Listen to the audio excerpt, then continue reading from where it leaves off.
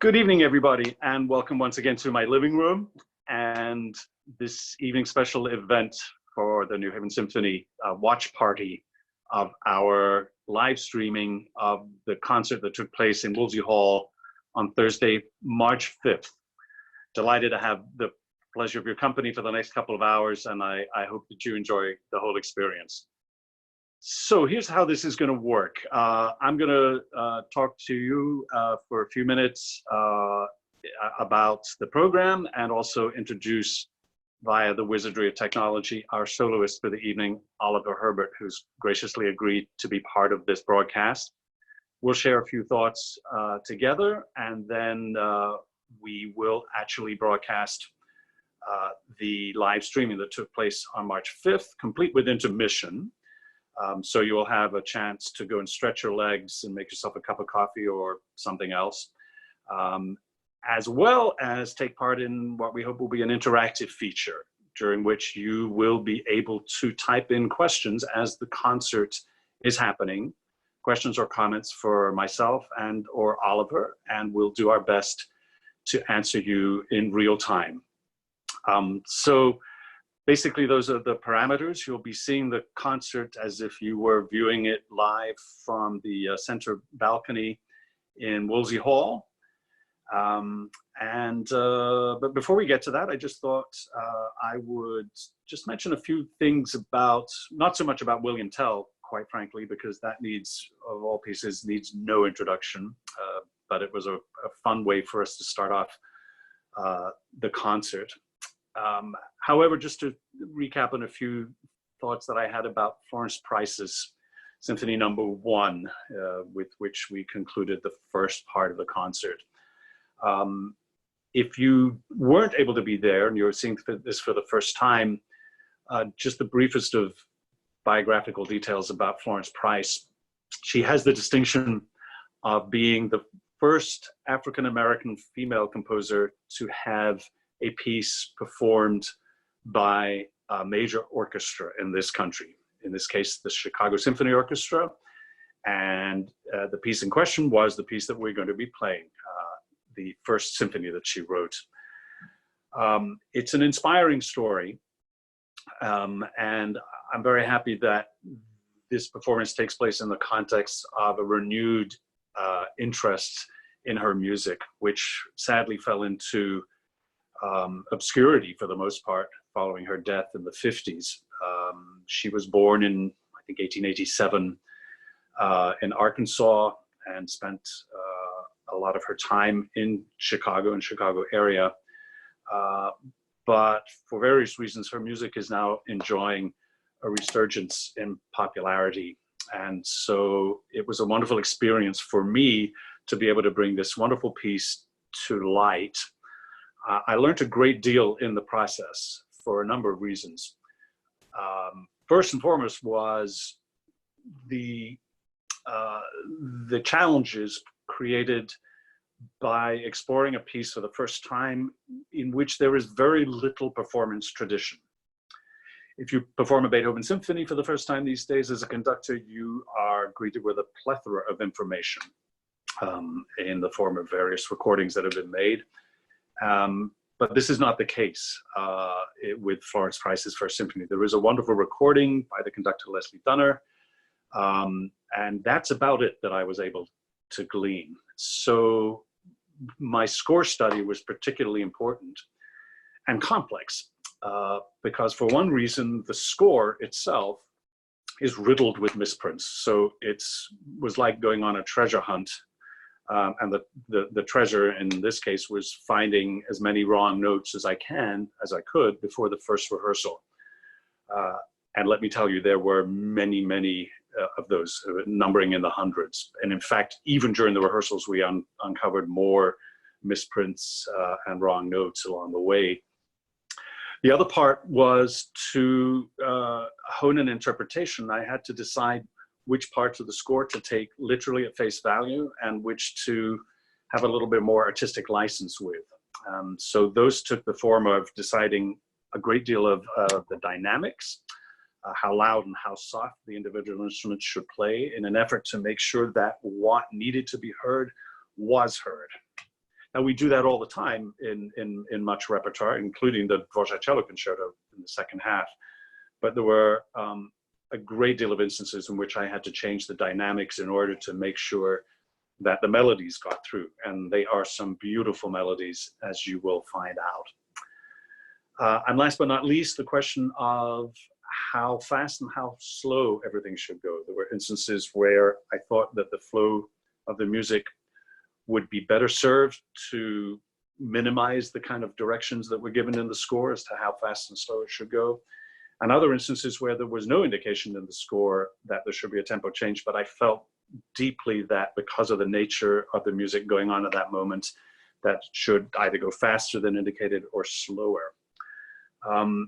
So it was a really a fascinating experience for me. And I'm just so grateful to my colleagues on stage for launching into this effort with the passion and curiosity and commitment that they did. I'm very proud of the performance, and I hope you will enjoy it, whether you're hearing it for the first time tonight or as an encore performance. At this point, I'd like to bring in my friend and colleague, Oliver Herbert, who was the soloist for the second half's performance of the Dvorak cello concerto. So, hi, Oliver. How are you doing?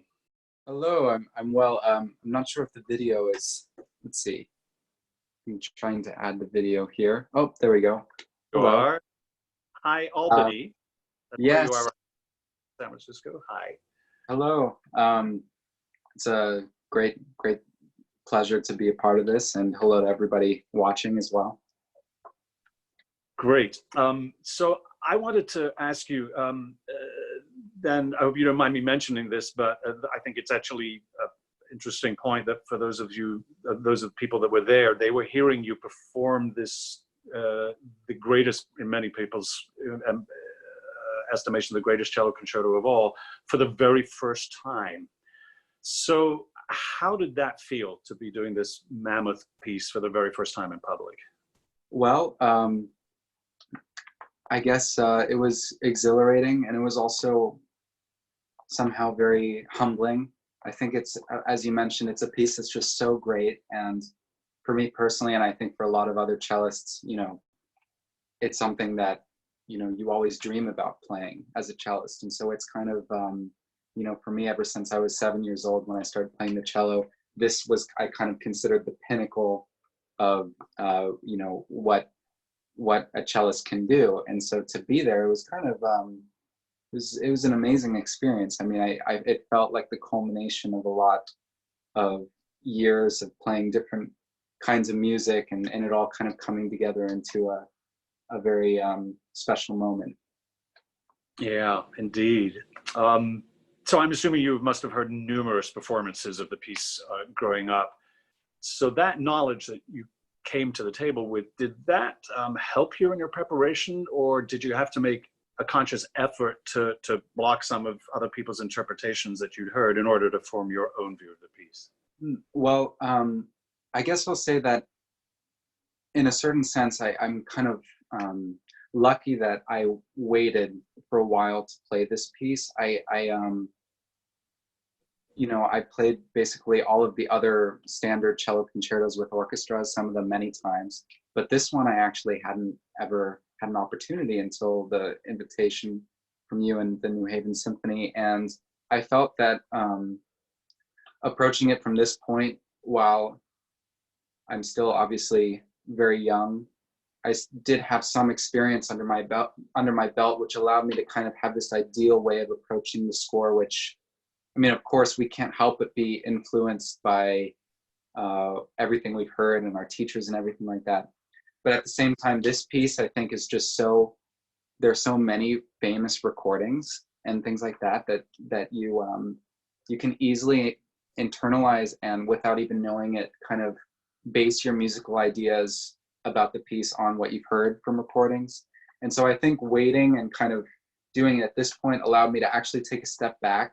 I didn't really listen to recordings while I was preparing, and I could really focus on, okay, what are the messages in the score that Dvorak is giving, and how can I make sense of all these things for myself, while of course I still have, you know, great cellists like you know, I grew up listening to Rostropovich play this piece. You know, I still have that sound ears from my childhood. So it was kind of an interesting balance there.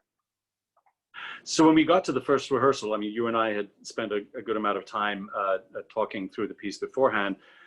But when you got to that very first rehearsal, the first time you're playing with an orchestra in any circumstances, how did the reality of that differ from your expectations in advance? Yeah, well, I try not to have too many expectations because in my experience, you know, you have to come as prepared as possible and with your ideals and fingers all in line. But then the real preparation for me starts in that first rehearsal when you're actually with the orchestra, because I mean, this piece, and as you'll all hear, has, of course, the cello soloist is kind of the main, you know, protagonist of the story, but there's so many things going on. And actually I was very influenced by things happening around me, the solo voices in the winds, the general texture, what kind of sound I had to produce actually in order to have a presence in the hall with such a dense orchestration. That's another thing that you're constantly trying to gauge. You have to have one ear in the back of the hall somehow and get a sense of the space. And so there are a lot of variables like what's happening between the soloist and the orchestra, but also what's happening in real time in the space around you. So it's just, rehearsal is like you're in the laboratory and you have to get all the levels right so that in the performance you come in and you're ready to deliver. Yeah. And speaking of that performance, now that it's in the rearview mirror, what did you take away from that experience that you think might influence you or be with you the next time that you play it? Because this is the first, try number one of many, many, many performances in your future. Mm-hmm. Well, I think it's just, I feel very lucky that, first of all, this first performance was with you. I don't know if everybody, I mean, our listeners probably don't know that we've known each other for a long time. Sure. Actually, since I was, you know, a baby practically, because of my, you know, my parents playing the Sun Valley Summer Symphony and things like that. And so I think I take away a very warm, my associations with the piece are very warm feelings. And it was a very, the piece is a journey, and it feels like, you know, you buckle your seatbelt, and then from the beginning notes to the end, you kind of go through this whole transcendent experience. And so I think the next time I approach it, probably I'll have a bit more, you know, perspective in terms of the totality of the piece. I think that's what experience grants you. The more you play it, the more you're kind of able to have to gauge it as a whole, even in the moment of performance, knowing, you know, being able to see the end, or, you know, these things. So I don't know. I mean, who knows what will come, but one thing's for sure, that I'll always have a special memory about this first performance, and I'm very happy that it happened, especially considering that now everything is so crazy. And yeah, so. Right at the time. Yeah. Well, you mentioned the word transcendent, and I must let you know that was for me an absolute transcendent experience to have the privilege and pleasure of making music with you for the very first time that you did that piece. That's not something I'm ever going to forget. So thank you so much, my friend, for that, as well as for joining us this evening. I'm going to turn things over to the live concert, as it were, and you and I will check in with each other a little bit later on. Again, ladies and gentlemen, feel free during the concert to shoot us any questions that you might have. And I also, before we start the Rossini William Tell, again, want to thank my colleagues in the New Haven Symphony for their incredible work, both tonight and this season, and to remind all of you that these are difficult times for many people in this country, including professional musicians. And we have established a New Haven Symphony Orchestra Musicians Relief Fund, which I encourage you to donate anything that you are able to help our musicians through this difficult time. We've had a wonderful response so far, but if you are able to, whether it's in the form of tickets that are coming up that you've already bought, or simply a donation in cash, we greatly appreciate any help that you can offer our musicians. And with that, let's hear some music.